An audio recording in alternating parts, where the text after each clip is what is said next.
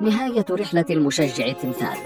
بعدما اعتاد الوقوف طوال مباريات منتخب بلاده الكونغو الديمقراطية كتمثال حي مستوحى من هيئة زعيمهم التاريخي باتريس لوبومبا، عاش المشجع الشهير ميشيل بولادينغا نهاية درامية عقب الخسارة أمام الجزائر بهدف قاتل، حيث انخفضت يده الممدودة التي طالما حملت تحية رمزية للزعيم لوبومبا، وظهر في حالة ذهول وانكسار نازعا نظارته ببطء ليمسح دموعه، ومنهيا مشواره في البطولة كما بدأه بصمت عميق، لكن هذه المرة بصمت الخسارة ووداع البطولة.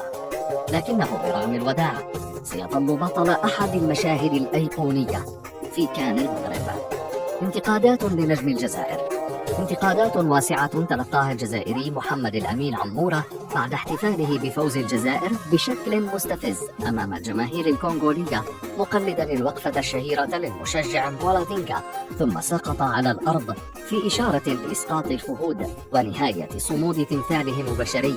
لكن سرعان ما اعتذر عمورة بعدها على حسابه بإنستغرام، مؤكدا بأنه أراد المزاح ولم يكن على علم بما يمثله ذلك المشجع ورمزيته.